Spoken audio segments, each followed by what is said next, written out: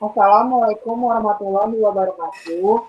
Kami dari kelompok 5 ingin mempresentasikan hasil diskusi kami yang bermata kuliah akuntansi keuangan menengah 2. Kelompok kami yang beranggotakan saya Rahmanisa Gemapurani dengan NIM 20191211025. Saya Malia Husna dengan NIM 2019-121-1031. Dan saya Silka Guruba dengan NIM 2019-1211-035. Hari ini kami akan membahas chapter 18 terkait revenue recognition.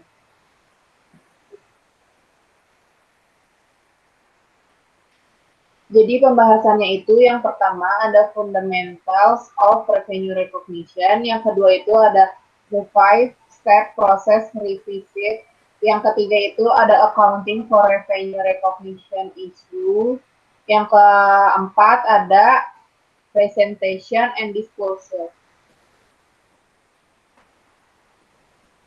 Jadi yang pertama kita akan membahas tentang fundamentals of revenue recognition. Jadi background-nya itu pendapatan memberikan wawasan tentang kinerja masa lalu dan masa depan perusahaan dan merupakan pendorong signifikan dari ukuran kinerja lainnya seperti EBITDA, laba bersih, dan laba per saham. Oleh karena itu, menetapkan pedoman yang kuat untuk mengakui pendapatan adalah prioritas penetapan standar. Sebagian besar transaksi pendapatan menimbulkan sedikit masalah dalam pengakuan pendapatan. Artinya, sebagian besar perusahaan memulai dan menyelesaikan transaksi pada saat yang bersamaan.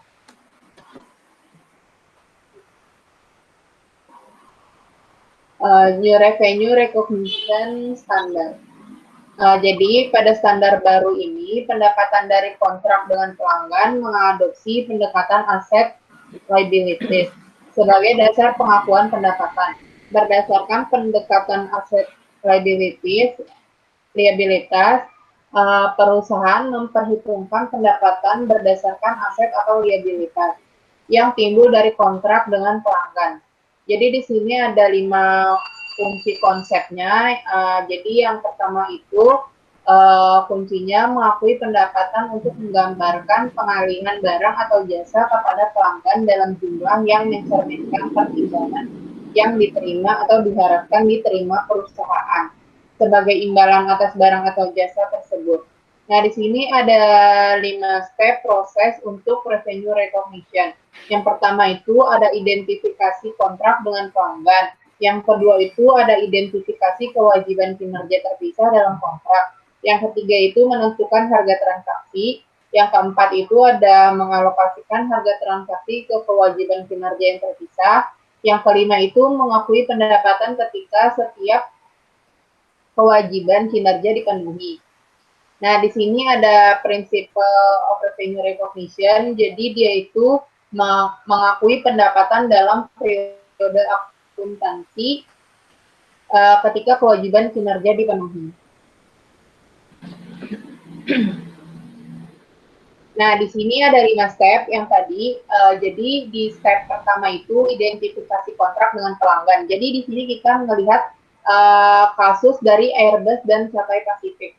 Jadi step pertama itu kontrak adalah kesepakatan antara dua pihak yang menciptakan hak atau kewajiban yang dapat diberlakukan. Dalam hal ini, Airbus telah menandatangani kontrak untuk mengirimkan pesawat ke Cathay Pacific. Dia udah mengidentifikasi kontrak dengan Cathay Pacific. Dan yang step kedua ini, identifikasi kewajiban kinerja terpisah dalam kontrak. Jadi Airbus hanya memiliki satu kewajiban kinerja dalam kontrak ini. Untuk mengirimkan pesawat ke Cathay Pacific itu adalah satu kewajibannya. Jika Airbus juga setuju untuk memelihara pesawat, kewajiban kinerja dicatat secara terpisah untuk perjanjian dalam kontrak ini. Terus yang step 3 itu menentukan harga transaksi. Jadi harga transaksi adalah jumlah pertimbangan yang diharapkan oleh perusahaan untuk diterima dari pelanggan sebagai imbalan atas transfer barang atau jasa. Dalam ketentuannya atau kontrak yang telah diterima dari dua perusahaan tersebut, harga transaksinya itu disetujui dengan sebesar 100 juta euro. Terus step 4-nya, mengalokasikan harga transaksi ke kewajiban kinerja yang terpisah. Dalam hal ini, Airbus hanya memiliki satu kewajiban kinerja, yaitu untuk mengirimkan pesawat ke Cathay Pacific. Yang step kelimanya itu mengakui pendapatan ketika setiap kewajiban kinerja dipenuhi. Airbus mengakui pendapatan 100 juta euro tersebut untuk penjualan pesawat ke Cathay Pacific ketika memenuhi kewajiban kinerjanya, yaitu setelah si Airbus selesai mengirimkan pesawat sampai ke tangan si Cathay Pacific Company. Yang kedua, kita akan membahas tentang the 5-step process revisit.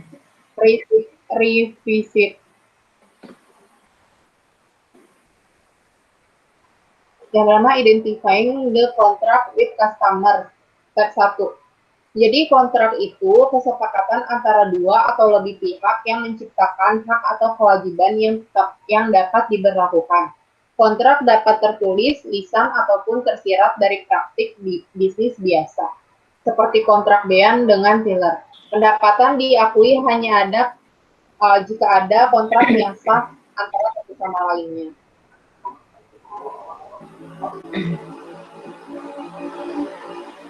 Nah, di sini kontrak and recognition. Jadi, contohnya itu, pada 1 Maret 2019, Margo Company menandatangani kontrak untuk mentransfer produk ke Sunion pada 31 Juli 2019.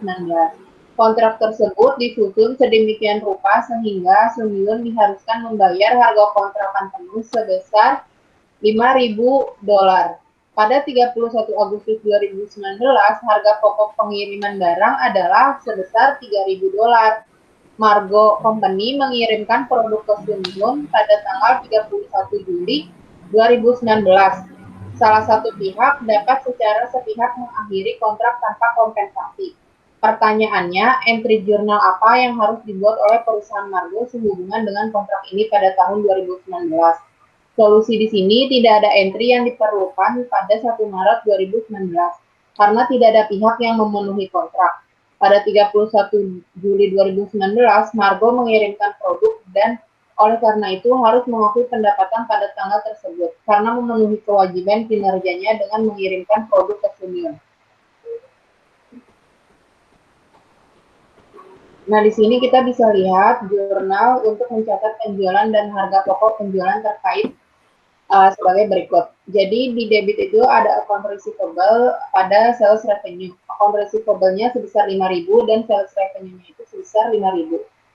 Cost of goods sold-nya itu sebesar 3.000 di debit dan inventory-nya itu sebesar 3.000 juga di kredit. Setelah menerima pembayaran pada 31 Agustus 2019 secara tunai, Margo membuat jurnal sebagai berikut. Cash sebesar 5.000 pada debit dan account receivable 5.000 pada kredit.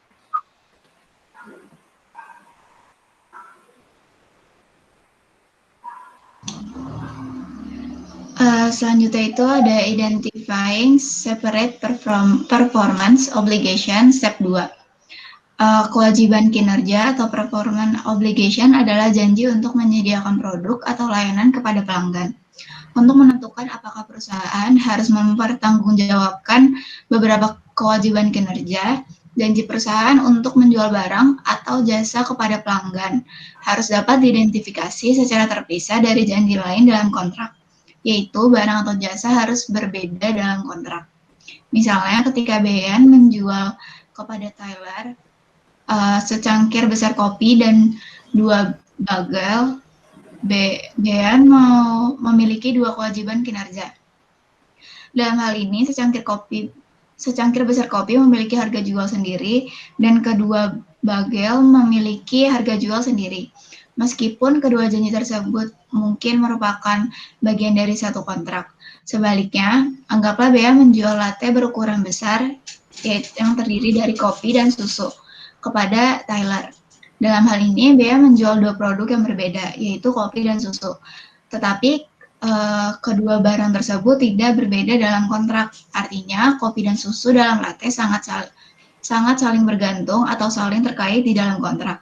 Hasilnya, produk digabungkan dan dilaporkan sebagai satu kewajiban kinerja. Selanjutnya, determining the transaction price, step 3. Harga transaksi berhubungan dengan kontrak karena harga transaksi tercantum di dalamnya. Kontrak yang mudah ditentukan yaitu karena pelanggan setuju untuk membayar jumlah tetap kepada perusahaan dalam waktu yang singkat. Dalam kontrak ada beberapa faktor yang perlu dipertimbangkan oleh perusahaan, yaitu yang pertama ada variable consideration, yaitu menggunakan expected value seperti probability weight amount atau jumlah yang paling mungkin dalam kisaran jumlah yang memungkinkan untuk mengestimasi pertimbangan variabel. Perusahaan hanya mengenali pertimbangan variabel jika mereka memiliki yang pertama pengalaman dengan kontrak serupa dan mampu memperkirakan jumlah pendapatan kumulatif. Yang kedua, berdasarkan pengalaman, mereka tidak mengharapkan pembalikan pendapatan yang signifikan yang telah diakui sebelumnya. Jika kriteria ini tidak terpenuhi, maka pengakuan pendapatan dibatasi. Yang kedua itu ada time value of money, yaitu ketika kontrak atau transaksi penjualan melibatkan komponen pembiayaan yang signifikan, maka nilai wajar yang ditentukan baik dengan mengukur imbalan yang diterima atau dengan mendiskontokan pembayaran menggunakan suku bunga yang diperhitungkan. Yang ketiga ada non-cash consideration, seperti barang, jasa, atau pertimbangan non-tunai lainnya. Perusahaan umumnya mengakui pendapatan berdasarkan nilai wajar dari apa yang diterima. Yang keempat ada consideration paid or payable to customer. Misalnya seperti discount, volume rebates, kupon, free product, and service yang secara umum bersifat mengurangi imbalan yang diterima dan pendapatan menjadi diakui. Selanjutnya itu ada allocating the transaction price to separate performance obligation, yaitu step 4. Perusahaan seringkali harus mengalokasikan harga transaksi ke lebih dari satu kewajiban kinerja dalam sebuah kontrak. Dalam pengalokasian hal tersebut akan didasarkan pada fair value yang pengukuran terbaiknya adalah dari berapa perusahaan dapat menjual barang atau jasa secara mandiri. Dan apabila tidak ada informasi tersebut, dapat perusahaan menggunakan perkiraan mengenai harga jual mandiri. Selanjutnya itu ada step 5, recognize revenue when or as each performance obligation is satisfied. Jadi, perusahaan memenuhi kewajiban kinerjanya ketika pelanggan memperoleh kendali atas barang atau jasa. Pelanggan mengontrol produk atau jasa jika memiliki kemampuan untuk mengarahkan pengguna, lalu memperoleh secara substansial semua sisa manfaat dari aset atau layanan tersebut. Dan yang terakhir, kemampuan pelanggan untuk mencegah perusahaan lain mengarahkan pengguna atau menerima manfaat dari aset atau layanan. Berikut adalah perubahan indikator kontrol yang menjadi acuan dalam pengambilan kesimpulan apakah pengendalian telah dialihkan dan pendapatan. Yang pertama, perusahaan berhak atas pembayaran aset. Yang kedua, perusahaan telah mengalihkan hak milik resmi ke aset. Yang ketiga, perusahaan telah mengalihkan kepemilikan fisik atas aset. Yang keempat, pelanggan memiliki risiko dan manfaat kepemilikan yang signifikan. Dan yang terakhir, pelanggan telah menerima aset. Selanjutnya, perusahaan itu mengakui pendapatan selama periode waktu jika salah satu dari 3 kriteria di bawah ini terpenuhi. Yang pertama, pelanggan menerima dan menggunakan keuntungan seperti yang dilakukan penjual. Selanjutnya, pelanggan mengontrol aset saat dibuat atau ditingkatkan. Yang ketiga, perusahaan tidak memiliki alternatif penggunaan untuk aset yang dibuat atau ditingkatkan. Yang akan dibahas selanjutnya itu adalah accounting for revenue recognition issue.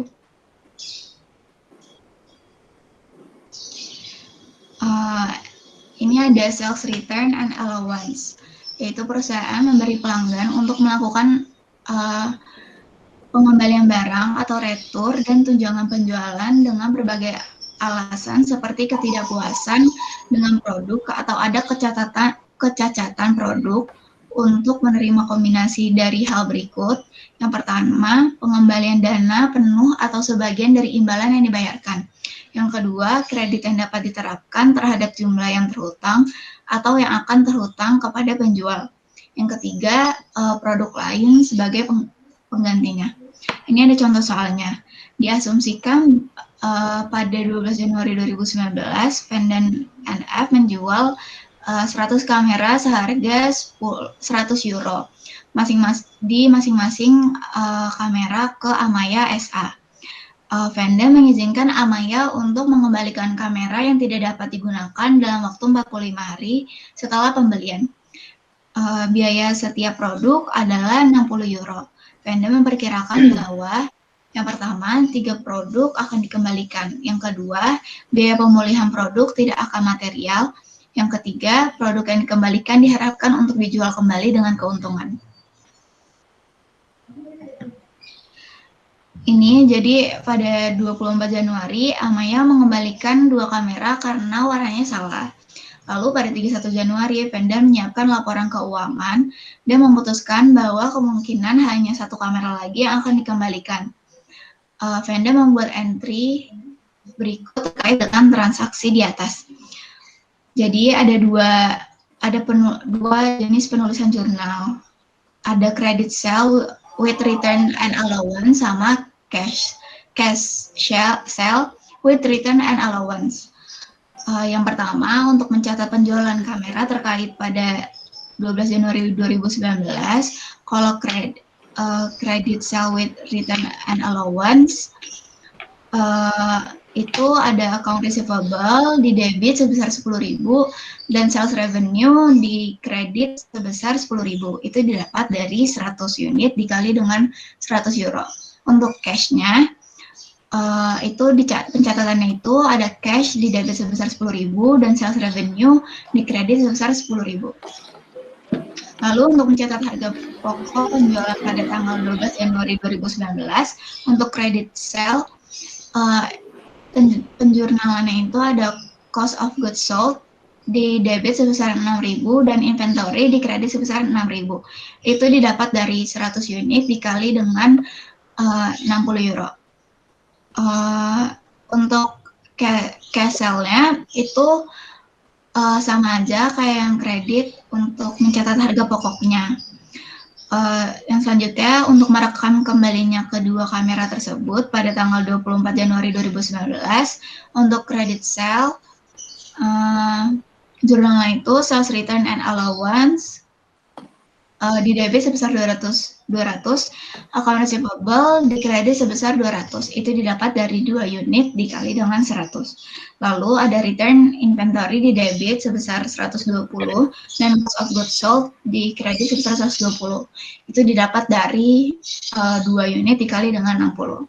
Untuk cash sale itu jurnalnya sales return and allowance di debit sebesar 200.000 dan account payable di kredit sebesar 200.000 yang didapat dari 2 unit dikali dengan 100 euro. Jurnal selanjutnya itu ada return inventory sebesar 120 di debit dan cost of goods sold di kredit sebesar 120. Selanjutnya itu ada repurchase agreement, yaitu mengizinkan perusahaan untuk mentransfer aset ke pelanggan tetapi memiliki kewajiban tanpa syarat atau forward atau hak tanpa syarat call option untuk membeli kembali aset di kemudian hari dan jika kewajiban atau hak untuk membeli kembali berjumlah lebih besar atau sama dengan harga jual, maka transaksi tersebut merupakan transaksi pembiayaan. Berikut ada contoh soalnya. Jadi Morgan Ltd, dealer peralatan, menjual peralatan pada 1 Januari 2019 ke Lane Construction seharga 100.000. Ia setuju untuk membeli kembali peralatan ini kewajiban tanpa syarat dari Lane Construction pada tanggal 31 Desember 2020 dengan harga 121.000. Dengan asumsi suku bunga 10% diperhitungkan dari perjanjian. Ini ada jurnal untuk pencatatan pembiayaan pada 1 Januari 2019, yaitu cash sebesar 100.000 di debit dan liability to land construction di kredit sebesar 100.000. Selanjutnya ada jurnal untuk mencatat bunga pada 31 Desember 2019. Itu ada interest expense di debit sebesar 110.000 dan liability to land construction di kredit sebesar 10.000. Itu didapat dari 100.000 dikali dengan interestnya sebesar 10%. Lalu ada pencatatan bunga dan penghentian kewajiban kepada land sebagai berikut. Yang pertama ada interest expense, itu didapat sebesar 11.000 yang didapat dari 110.000 dikali dengan 10%. 110 itu merupakan penambahan dari 100.000 ditambah dengan interest expense pada tahun 2019 sebesar 10.000. Lalu ada liability to land construction di kredit sebesar 11.000. Selanjutnya ada liability to land construction sebesar 121.000 dan cash sebesar 121.000 yang didapat dari 100.000 ditambah dengan 10.000 dan 11.000.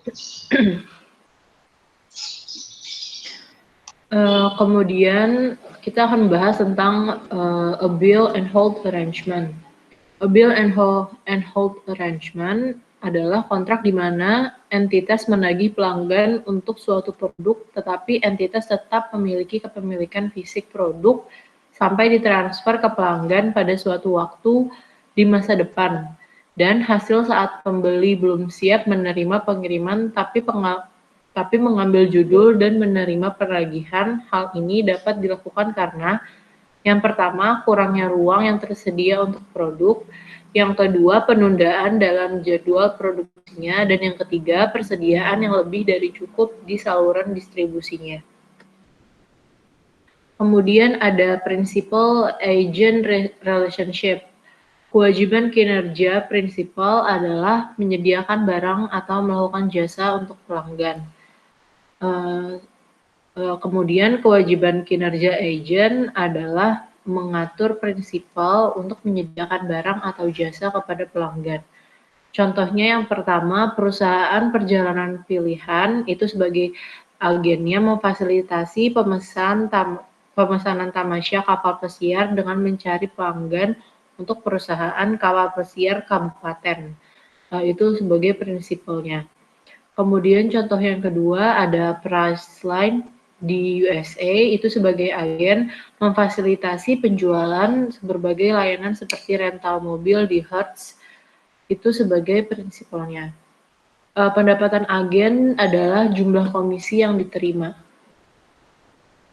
Kemudian ada consignment. Produsen atau grosir mengirimkan barang tetapi mempertahankan hak milik atas barang tersebut sampai barang tersebut dijual.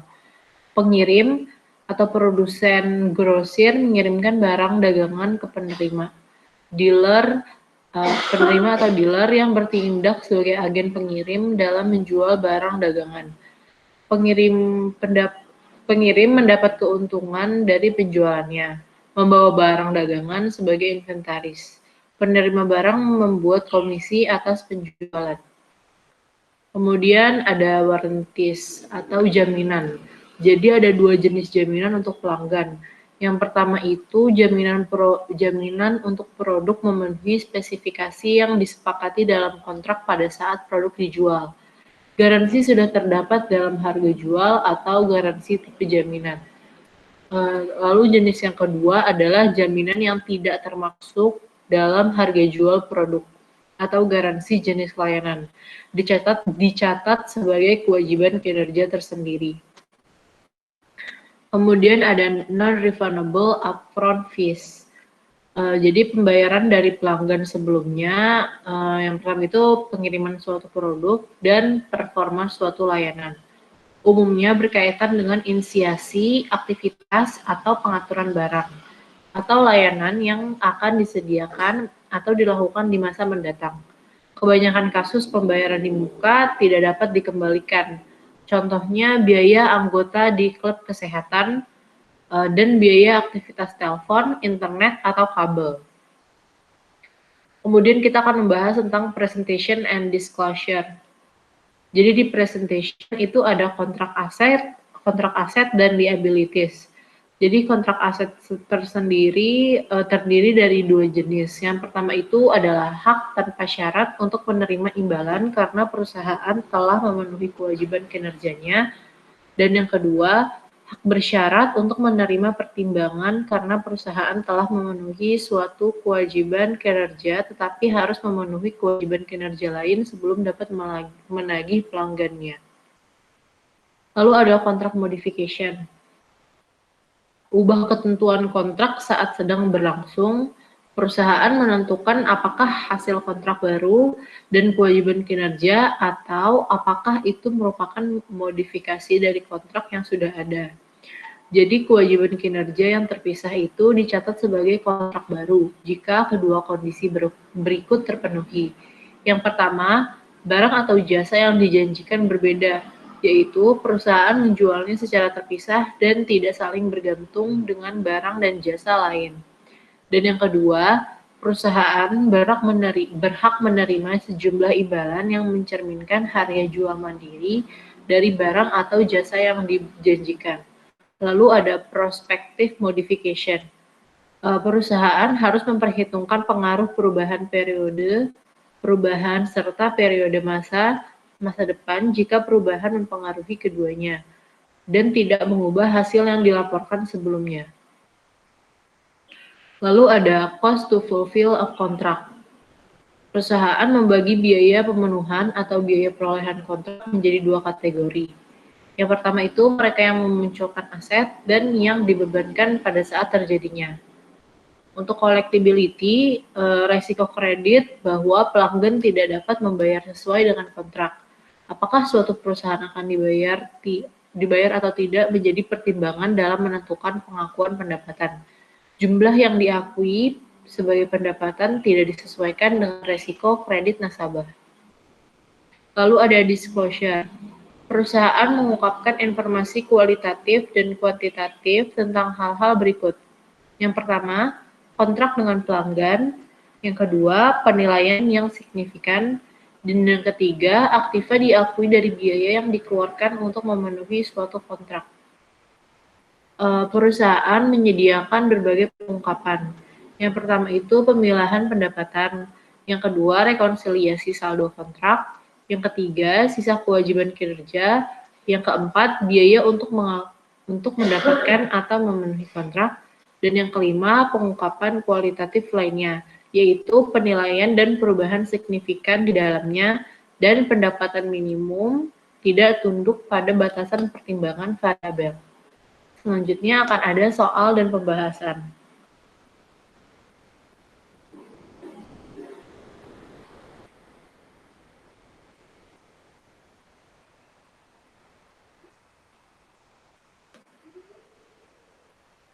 Jadi yang pertama itu exercise 17.5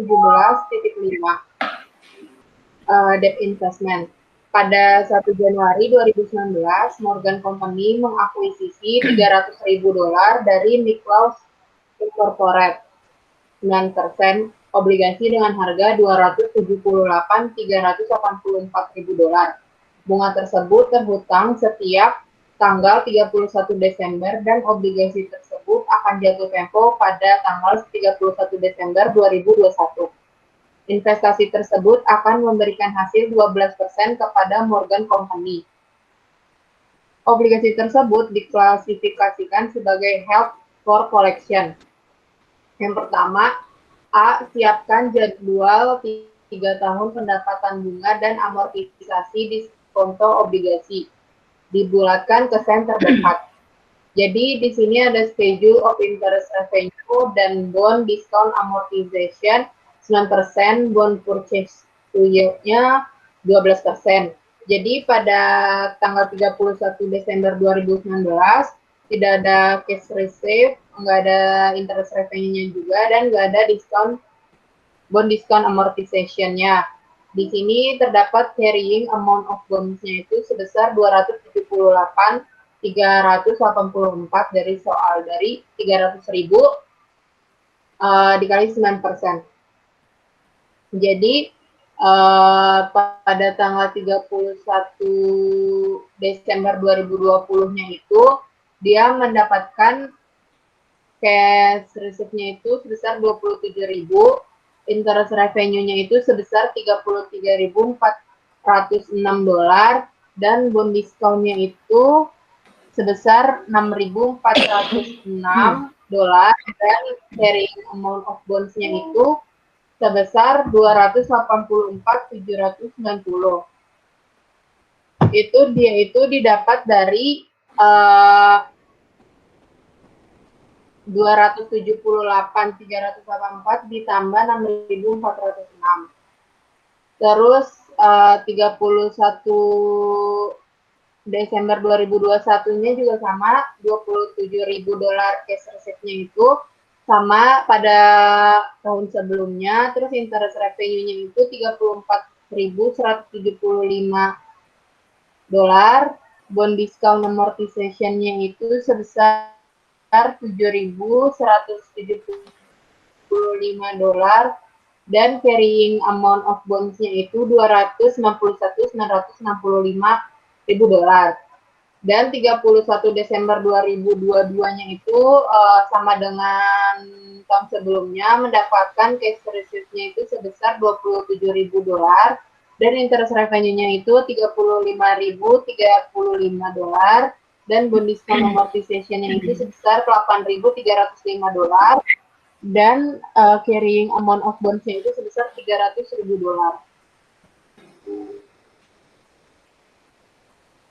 Nah, yang B itu siapkan ayat jurnal untuk penerimaan bunga 31 Desember 2020 dan amortisasi diskontonya. Jadi jurnal penerimaan bunganya itu cash pada debit sebesar 27.000, debt investment pada debit sebesar 6.406, dan interest revenue-nya pada kredit 33.406. Dan kalau jurnal amortisasi diskontonya itu debt investment di kredit sebesar 6.406 pada interest revenue di kredit 6.406.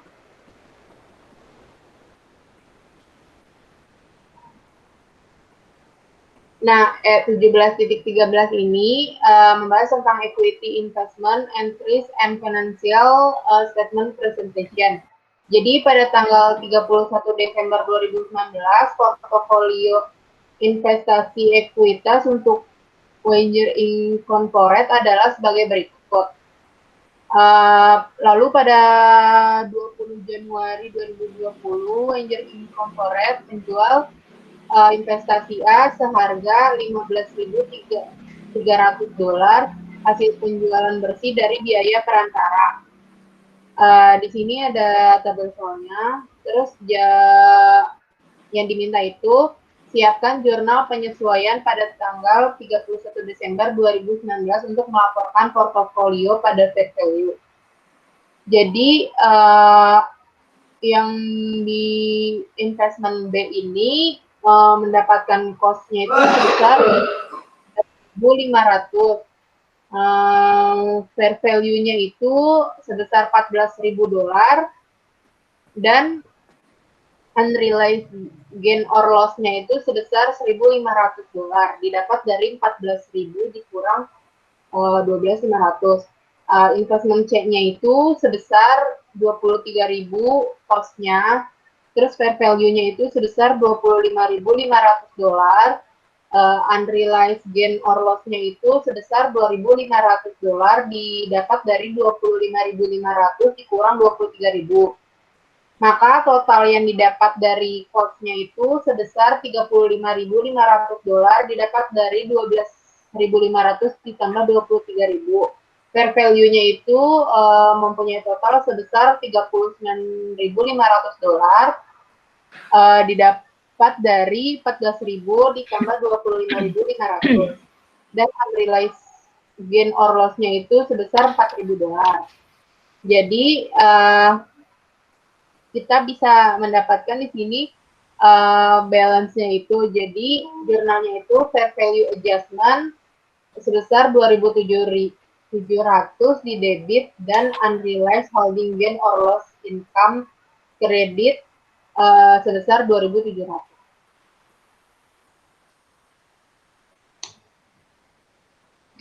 Selanjutnya ini ada pertanyaan yang B. Tunjukkan penyajian laporan posisi keuangan dari akun-akun terkait investasi pada 31 Desember 2019. Abaikan penyajian catatan. Jadi ada statement of financial position. Jadi ada investment itu debt investment sebesar 39.500. Lalu ada equity yang berupa accumulated other comprehensive gain sebesar 4.000.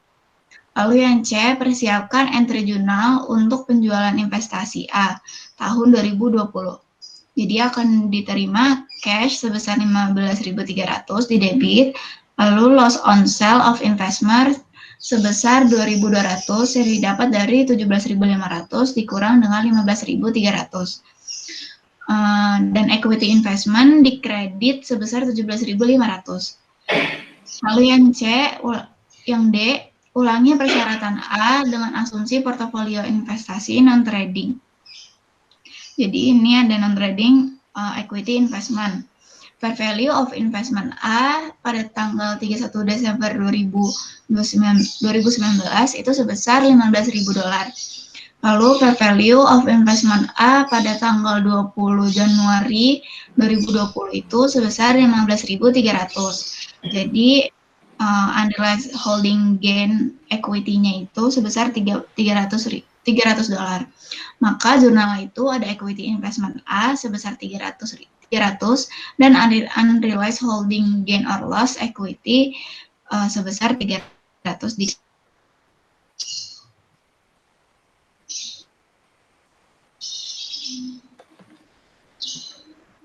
Selanjutnya ada exercise titik 21 yang membahas tentang impairment.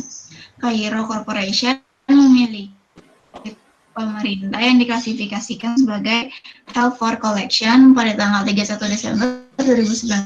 Obligasi ini memiliki par value $800.000, cost sebesar $800.000 dan fair value sebesar 700. Dalam mengevaluasi obligasi, obligasi tersebut memiliki penurunan permanen. Penurunan permanen nilainya perusahaan yakin bahwa akuntansi nilai sekarang sesuai untuk obligasi ini. Untuk yang pertanyaan yang A, itu persiapkan entry jurnal untuk mengenali penurunan nilai. Jurnal itu loss on impairment di debit 1.000 dan debt investment di kredit sebesar 60.000. Lalu yang B, apa dasar biaya baru obligasi? Mengingat nilai jatuh tempo obligasi adalah haruskah perusahaan Cairo mengamortisasi selisih antara nilai tercatat dan umur obligasi? Jawabannya itu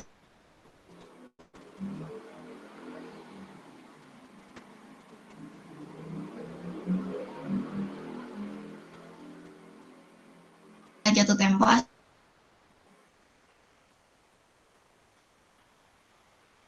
Desember 2020, nilai wajar obligasi pemerintah kota adalah $760.000. Entry jika ada untuk mencatat informasi ini. Jurnal itu ada debt investment sebesar 20.000 dan recovery di debit dan recovery of impairment loss di kredit sebesar 20.000. Itu didapat dari 760.000 dikurang dengan $740.000.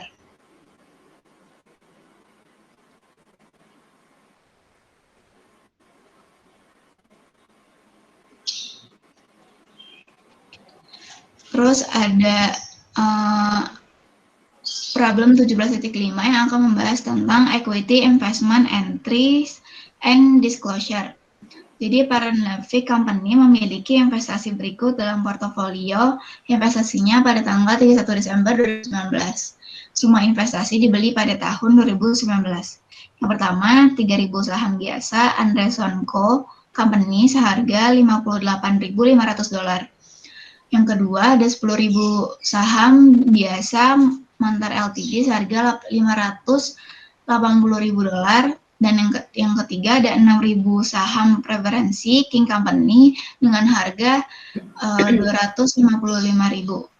Akun penyesuaian nilai wajar menunjukkan kredit sebesar 10.100 pada akhir 2019.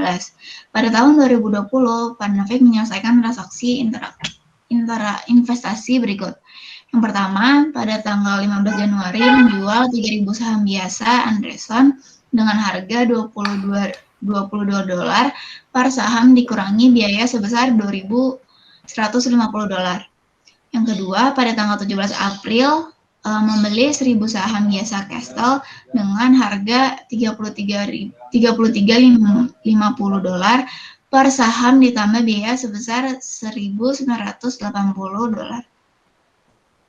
Pada tanggal 31 Desember 2020, nilai wajar per saham dari investasi ini adalah ada Mantar sebesar $61, lalu King sebesar $40, dan Castle itu sebesar $29.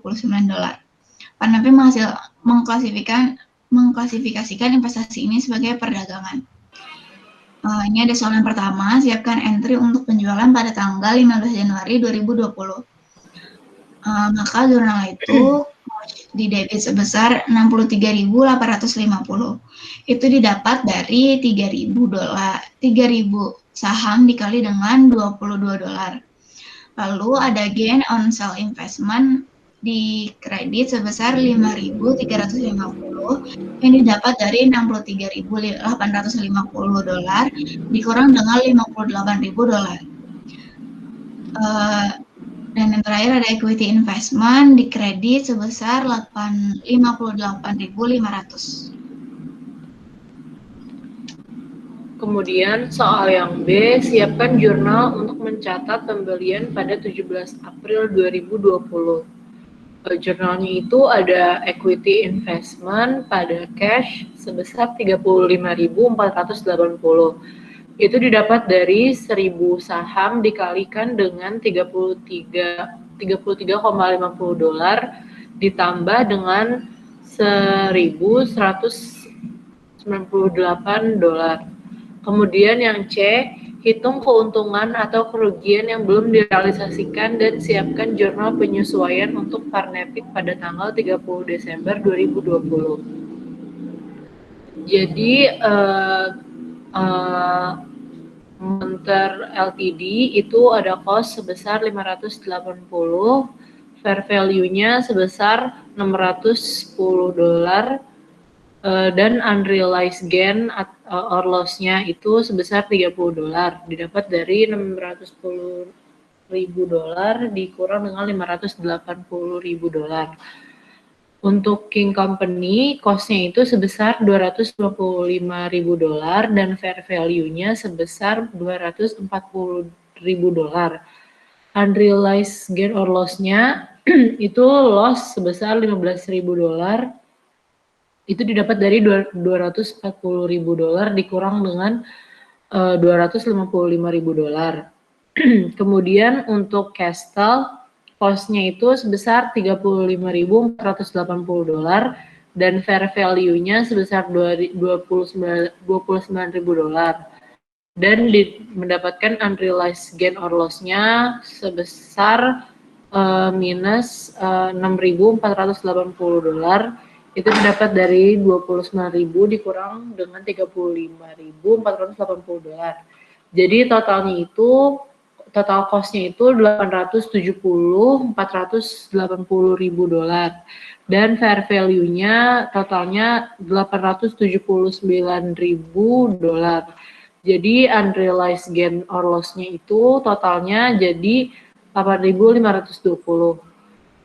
Dan previous fair value adjustment balance-nya itu di kredit sebesar $10.100 dan fair value adjustment-nya di debit sebesar $18.620.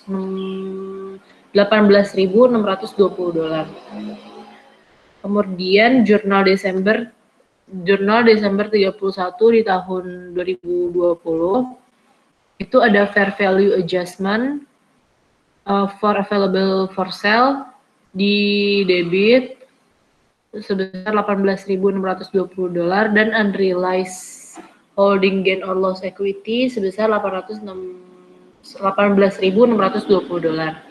Yang pertanyaan yang D, bagaimana keuntungan atau kerugian yang belum direalisasi dilaporkan dalam laporan keuangan Parnevik? Keuntungan atau kerugian yang belum direalisasi harus dilaporkan di neraca dengan judul Accumulated Other Comprehensive Income sebagai komponen yang terpisah.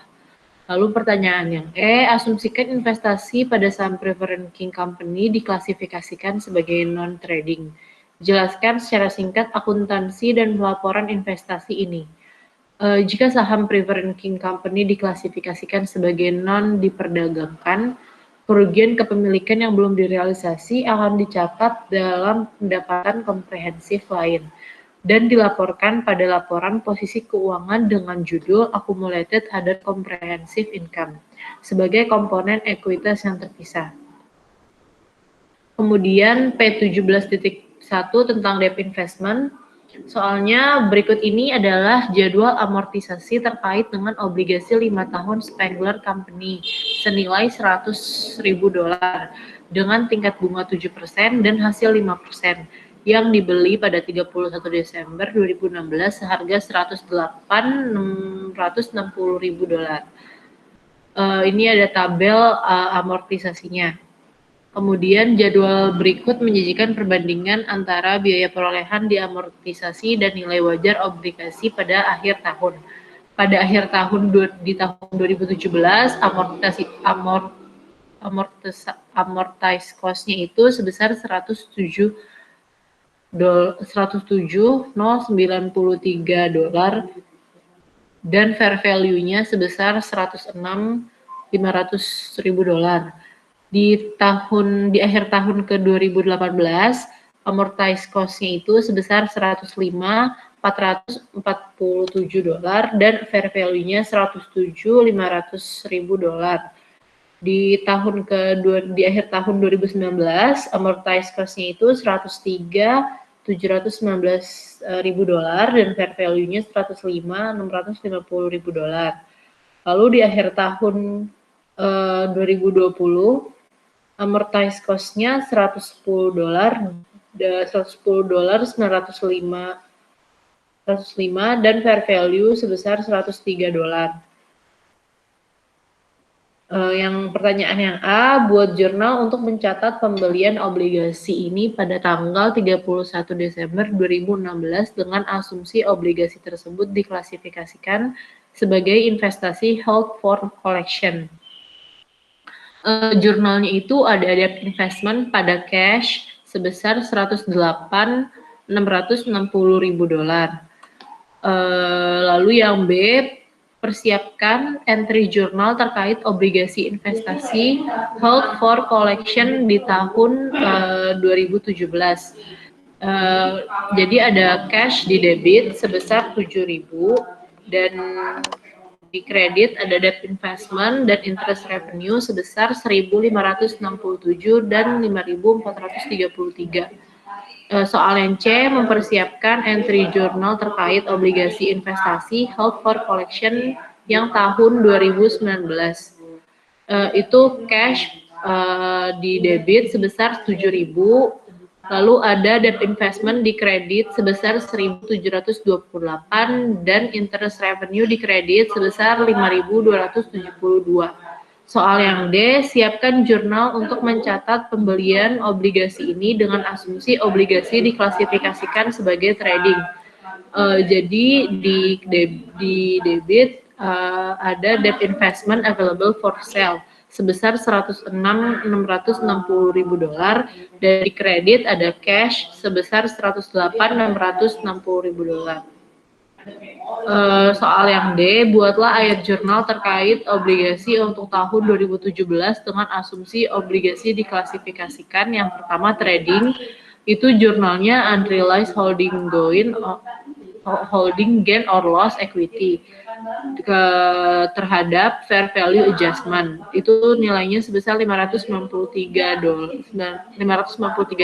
didapat dari $106.500 dikurangi dengan $107.093. Lalu ada HFCS, itu jurnalnya cash di debit sebesar 7.000 dan debt investment di kredit sebesar $1.567